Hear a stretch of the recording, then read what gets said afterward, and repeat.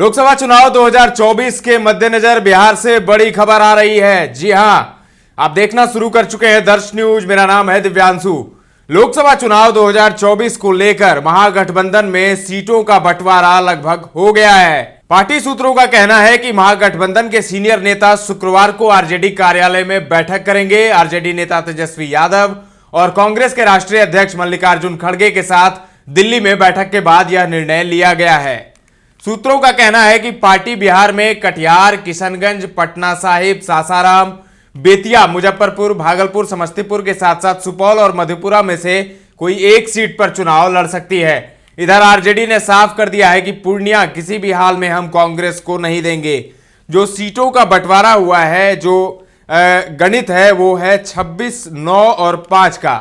9 seat Congress को दी जाएगी, 26 seat पर आरजेडी चुनाव लड़ेगी और 5 सीटों पर लेफ्ट जो है वो चुनाव लड़ेगी। पूर्णिया सीट को लेकर आरजेडी ये कह चुकी है कि वो पूर्णिया नहीं छोड़ेगी, कांग्रेस को नहीं देंगे पूर्णिया की सीट। तो इस वक्त की बड़ी खबर आ रही है, महागठबंधन में सीटों का बंटवारा फाइनल हो गया है। एनडीए में तो सीटों का बंटवारा हो गया है, अब प्रत्याशी चुनावी मैदान में उतर भी गए हैं और तैयारी कर रहे हैं, प्रचार कर रहे हैं। वहीं इंडिया गठबंधन, महागठबंधन में सीटों का पेच फंसा हुआ था।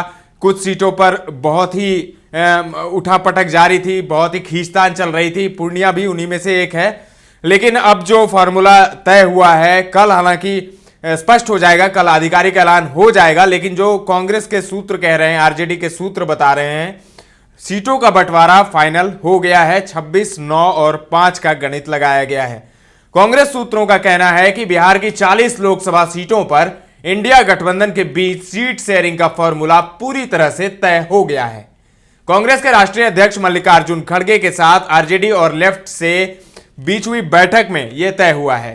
इनमें कांग्रेस को कुल 9 सीटें देने पर सहमति बन गई है। कांग्रेस झारखंड में आरजेडी को 2 सीट चतरा और पलामू देगी, यानी 9 सीट कांग्रेस को बिहार में आरजेडी देगी, उसके बदले 2 सीट झारखंड में कांग्रेस आरजेडी को देगी।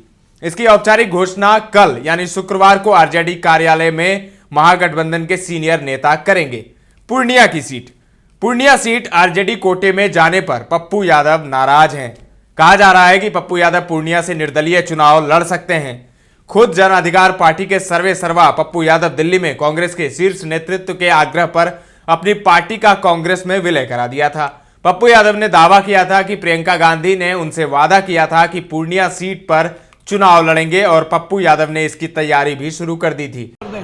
क्या मेरी आस्था पर कमी, लेकिन मेरी कमी हो सकती है पूजा और इबादत में। सीमांचल कांग्रेस की जमीन रही है, हमेशा सीमांचल और कोसी ने कांग्रेस को ताकत दिया है आजादी के बाद से।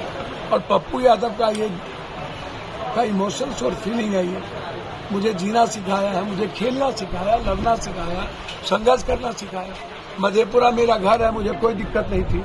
लेकिन जब मैं लालू यादव जी से मिलकर कह दिया था कि पूर्णिया लड़ूंगा, मधेपुरा में नहीं लड़ूंगा, और उन्होंने जब मर्जर की बात कही थी तो मैं उस पर ये कर दिया, तो मैं क्या कर सकता था। इसीलिए मैं आपको बहुत क्लियर कह रहा हूँ कि पूर्णिया से अलग होने का मतलब है आत्महत्या करना। पूर्णिया से अलग होने का कोई मेरे जहन में, मेरे खून में मैं सोच ही नहीं सकता। कोई मार दे मंजूर है, खत्म हो जाना मंजूर है। मैं तो बगैर पद के सब कुछ की सेवा करता हूँ। मेरे लिए कोई जाति हिंदुस्तान में न कोरोना में थी, न बाढ़ में था, न किसी चीजों में था। आप हमको जरा बता दीजिए। आपको याद होगा प्रणाम पूर्णिया एक विशाल जनसभा का आयोजन हुआ था। पप्पू यादव ने रैली का आयोजन किया था और पप्पू यादव ने संबोधित भी किया था। और ऐसा माना जा रहा था कि पप्पू यादव तैयारी कर रहे हैं पूर्णिया लोकसभा सीट को लेकर, और तैयारी कर भी रहे हैं। यकीनन पप्पू यादव ने कहा है कि मर जाएंगे लेकिन पूर्णिया नहीं छोड़ेंगे।